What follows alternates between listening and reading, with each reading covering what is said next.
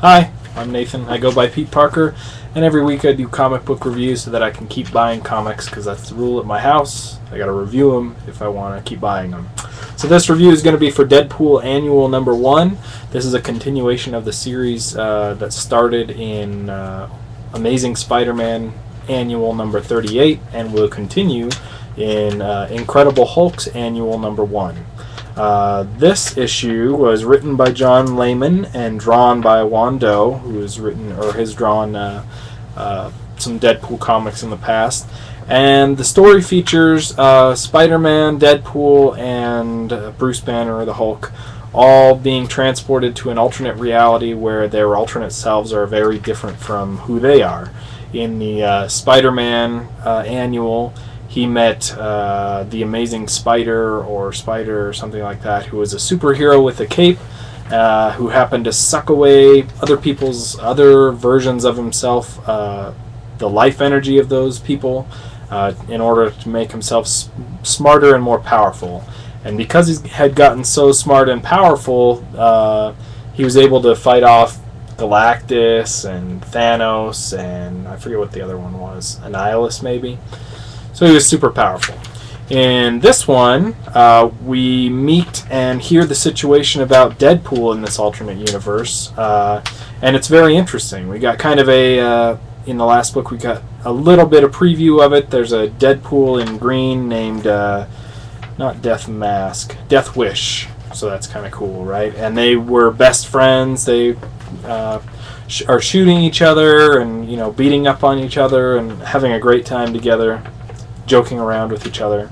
But in this book, we learn that everything's not as it seems.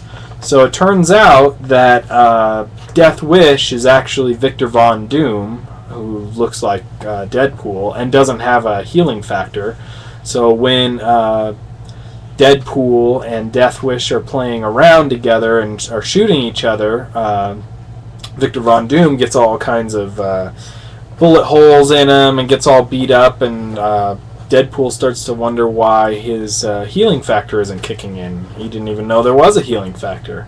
So it turns out that the Wade Wilson, or Deadpool of this alternate reality, actually became the biggest villain on the planet, or Death Mask in this case. Looks like Dr. Doom, so they kind of swap places. So it's really funny.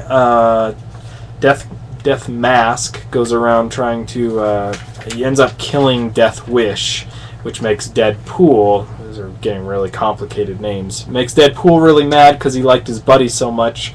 So he goes after Death Mask up through his ranks, killing all of his minions along the way. And all of his minions are major bad guys from the normal reality, renamed with some kind of death in their name. Like, we got Hammerhead up here, who's brain dead, and then Deadeye is Bullseye, Deadhead is MODOK there. These are, sorry.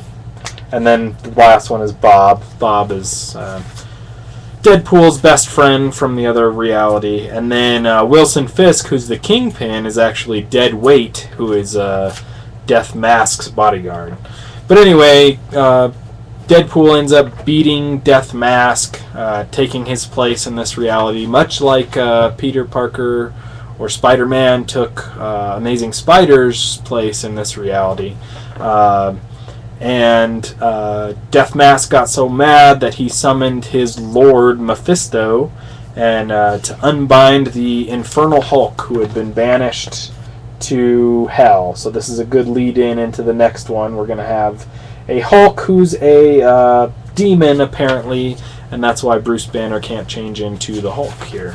So overall, I love this story. The story is so great. It's so different. Everything's mixed up just a little bit, just to make it a little bit confusing and a little bit interesting. And this book in particular was funny. The last one was a little bit dramatic, with a crazy Uncle Ben trying to kill Spider-Man and driving the whole issue of killing alternate universe Spider-Man.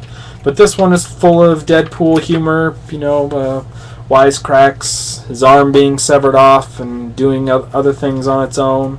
And then you got a big anticipation thing at the end with the Infernal Hulk, so that's pretty cool.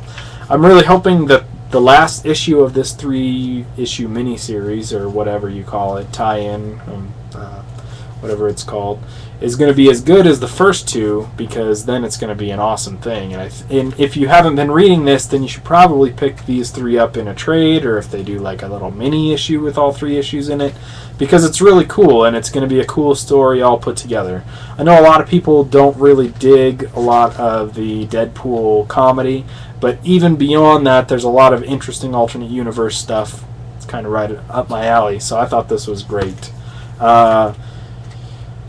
The art is weird, but if you have read Wando's art in the past, then it's not a big deal, and the story makes up for it anyway, because it's funny and alternate universe-y. So there you go. I'm going to give it a 4 out of 5 just because the art didn't blow me away, but that's it. So check it out. I really like it a lot. You can check out my other reviews on YouTube as Spidey207, S-P-I-D-Y, because I didn't know there was an E in it back in the day when I picked the name, back in the 1990s something, before YouTube ever came out.